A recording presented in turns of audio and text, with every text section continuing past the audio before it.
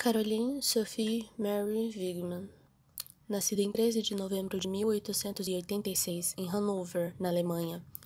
Morreu em 18 de setembro de 1973, na Berlim Ocidental. Foi dançarina e coreógrafa, além de professora.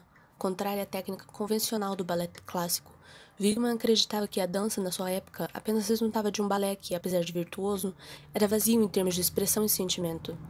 Wigman fez sua própria busca por uma forma de dançar, em que os movimentos transbordassem de sentimento e profundidade. Cursou o ensino médio em Hannover e lá teve aulas de piano e canto no Conservatório de Hannover. Posteriormente, estudou idiomas nos internatos de Petersburgo e Folkestone, na Inglaterra, bem como estudou idiomas no internato de Lausanne, na Suíça. Foi aluna de Emily Jacques Dalcroze e de Rudolf von Laban, estreando como dançarina em uma apresentação solo apenas em 1914, com 28 anos no Monte Verita, na Suíça. Estudou com Emily Jacques Dalcroze na Suíça e também em um internato na Inglaterra. O curioso observar que Dalcroze também formulou sua própria didática chamada rítmica, indo na contramão do pensamento acadêmico vigente. Dalcroze percebeu que, após sua trajetória no estudo da música, a escuta das sinfonias que antigamente o arrebatavam por completo, agora se via limitada, devido às exigências aritméticas de seus professores, a uma simples experiência de análise fria das estruturas harmônicas. Dalcroze então acreditava que o seu conservatório não formava músicos completos, então ele propôs no meio da rítmica uma experiência com o tempo que mantinha a sensibilidade em relação à música. Ele era também coreógrafo.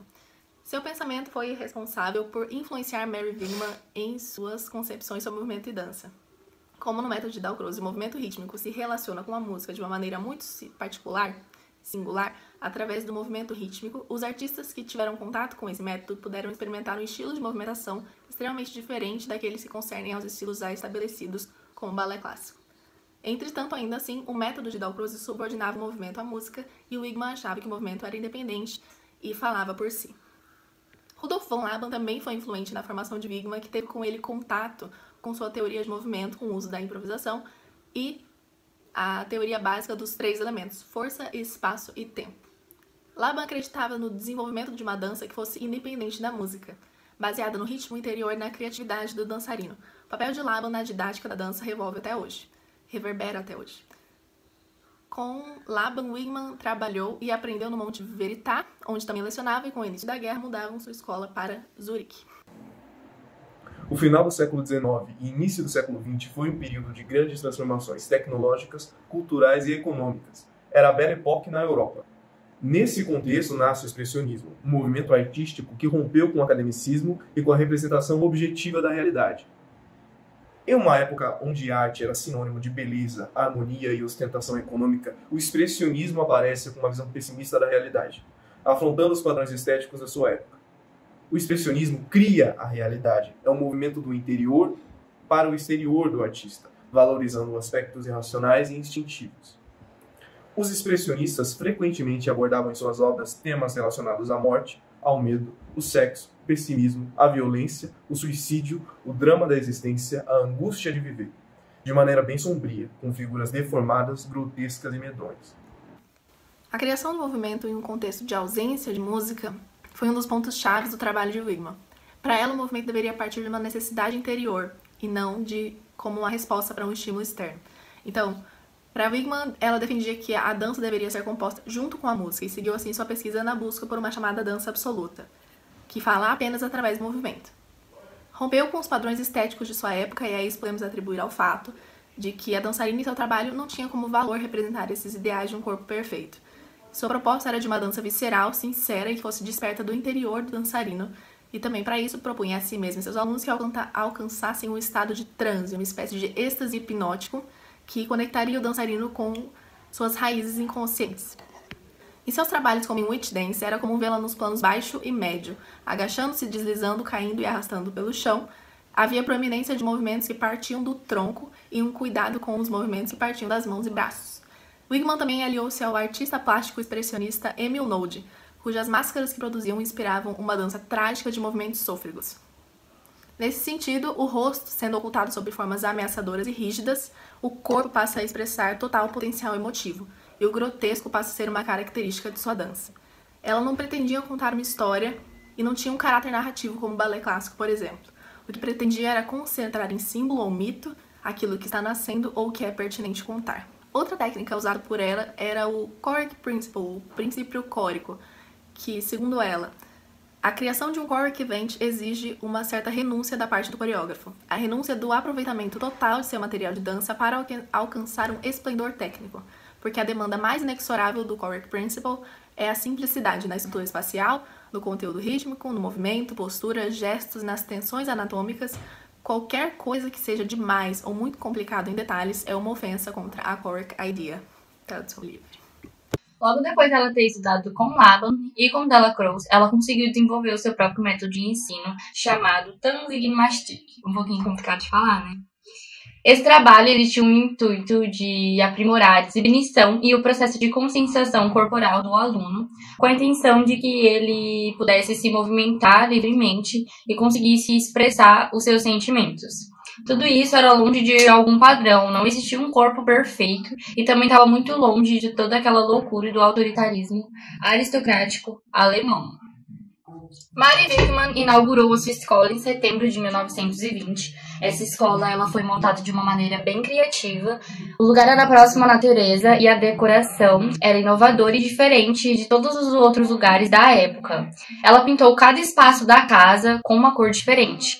Essas cores fortes e vibrantes, com essas cores fortes e vibrantes, ela buscava uma maior conscientização do aluno, fazendo com que as cores, a imagem da casa, interagisse com o aluno de alguma forma. Enfim, toda a sua pedagogia expressaria a sua visão de arte, marcada por um caráter humanístico e concentrada nos conflitos humanos, sendo eles sociais, naturais e também espirituais. Seu trabalho pedagógico era uma transmissão de técnica de conhecimento básico, orientação e incentivo para os seus alunos, para que eles pudessem descobrir e desenvolver as suas habilidades e também o seu próprio estilo de dança. Também, segundo ela, cada professor tinha que ter a sua responsabilidade de criação, ou seja, não era justo copiar dos outros, né? Cada um tinha que ter o seu método de ensino. O processo de aprendizagem da Mari era dividido em 3 partes: experiência do inconsciente da unidade, experiência de desdobramento e a consciência da unidade. Nas suas aulas também incluíam exercício de aquecimento, flexibilidade, desenvolvimento de movimento e a conscientização das possibilidades do corpo, que permitia os alunos mover eles em diferentes lugares, de diferentes jeitos. Então, ela trabalhava com diversas dinâmicas, entendeu? Ela tinha diversas estratégias e ela sempre respeitava os espaços, abordando planos, volumes, direções e a distância das formas. Por fim, pontos que ela achava relevante, né, que era de extrema importância para os alunos na sua formação, era o tempo, espaço e força, os mesmos que Laban também usou. Então, em relação a Mary Wigman com o nazismo, em abril de 1933, a Gestapo ela revisou a casa de Mary porque, segundo uma denúncia, ela praticava atividades comunistas. Ela até tinha sido convidada para coreografar em homenagem a Hitler, mas o Partido Comunista descartou totalmente essa possibilidade, né? Não deu tempo nem dela aceitar ou recusar algo, mas eles não aceitaram. Então, a sua escola ela foi posta sob vigilância e seu trabalho foi considerado decadente. Por conta dessa pressão, né, do Partido Nazista, ela foi obrigada a fechar suas portas em 1942. Depois de todos esses acontecimentos, ela lecionou uma faculdade até 1944. O motivo dela não lecionar mais foi porque a faculdade foi bombardeada. E aí foi em 1949 que ela conseguiu abrir uma escola novamente em Berlim. E para finalizar, após uma cirurgia ocular mal sucedida em 1973, Wigman ela fica quase completamente cega. No mesmo ano ela tem um desmaio e é levada às pressas para o hospital e vem a falecer no dia 18 de setembro. Mary Wigman foi uma importante coreógrafa alemã, colaboradora da dança expressionista e da dança terapia. Deixou para trás o seu termo e técnica, Ausdruckstan, a dança da expressão, inaugurada e lecionada na sua própria escola, Dresden Center School, fundada em 1920 na Alemanha.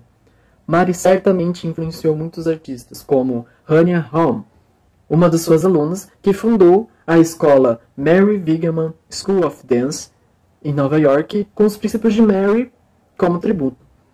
Com a dança da expressão, Wigman acrescentou um conceito de dança moderna, na época, tirando o foco apenas do movimento e voltando para o bailarino, dando liberdade para tanto o movimento quanto para quem o executa ser feio, rápido, devagar, com raiva e etc.